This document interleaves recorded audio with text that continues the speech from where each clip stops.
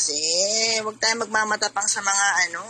Hi, Pero secret kung- lover self! Hindi kita madyajakitan kasi wala si Cynthia tulog. Alam mo, Salamat ate, sa pagbisita. kung sa akin man, kung nanugod sa sarili kong pamamahay, ay diyan na tayo magkakaalaman. Kasi iisipin ko, hindi ako nanugod sa'yo, ikaw ang nanugod sa akin. Kaya ko gawin ang gusto mo, di ba?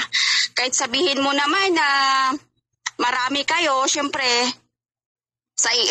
kahit sabihin natin kahit pumitik ka ng isang beses lang, siyempre, natural ay pwede natin sasabihin na armadong tao. Oo, Kasi, pero alam mo kung armado bakit? sila. Kasi hindi naman sila susugod ang walang dala eh. Oo, yun talaga ang nakatatak sa isip. Alam mo, lalo na biglaan, natural. Kaya sabi ko nga ba, hindi naman ko na parang tanga-tanga tayo na hindi natin alam kung ano ang gagawin nila sa atin, pero kailangan madiskarte tayo eh. Kailangan din natin na makapag-isip. Pero kung sakali man, kung gawin mo yan sa ibang tao, natural, deadball ka. Diba? Kasi alam mo, sabihin na lang natin na ikaw at trespassing ka, pwede ka pagbintanganan, magnanakaw ka, kahit sabihin natin nga hindi ka naman, yan ang hindi mo gawin. Pero, syempre, sa ganun na paraan na bigla-biglaan lang sumugod, mga armado ko yung tao, ibig sabihin, may pinupunterya kayo.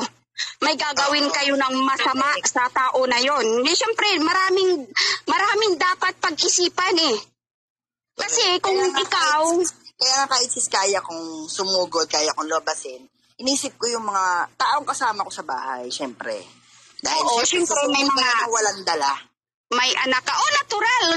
Alam mo, hindi tanga ang tao nga manugod na walang dalang gamit. Natural, mayroon. Ipakita niya ba sa'yo yan? Hindi. Hindi niya ipapakita yan. Kasi once na ikaw sumugod sa laban or sa kalaban mo, natural yan. Hindi ka naman tangay. So, idadalhin mo yung sarili mo la. Wala kang sandakan. Natural, mayroon. Lugar, diba? Alam mo, kukuyog ka din.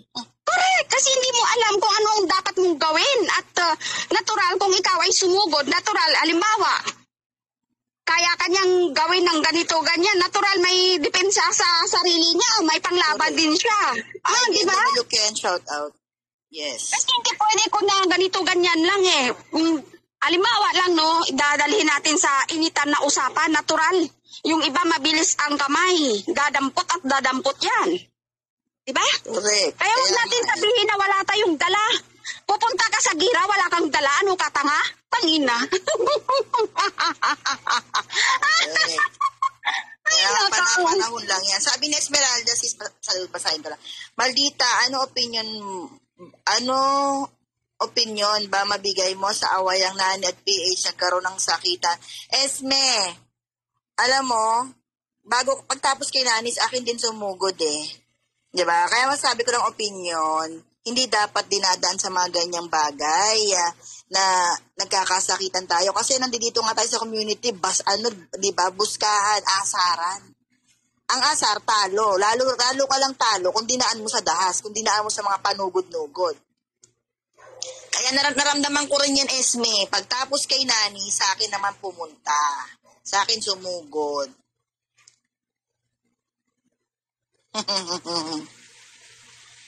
Kaya nga, Esmeralda, painit ang community natin. Talagang painit ng painit. Grabe kasi.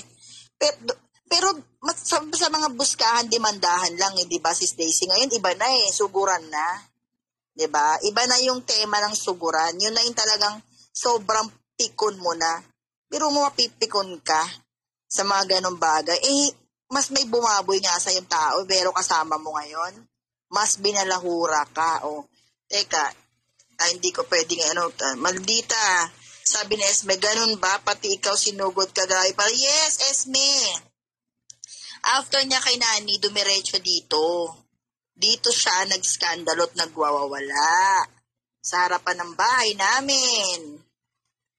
Talagang ginigiba niya yung gate. Pilit niyang gustong pumasok, sirain. Kasi nga, sobrang tapang niya kasi nga marami siyang kasama, kaya may rescue siya. May mga bit-bit sila.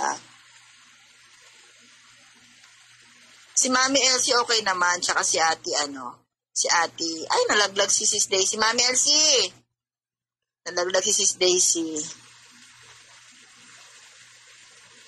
Ay, nalaglag si Sis Daisy. Nalaglag. Noy Pizza ko, mega love shout out. Sabi niya, Brother BMW, Kent Esmeralda, DK at sa'yo kay Melot sa lahat shout out. Shout out, Noy Pizza ko.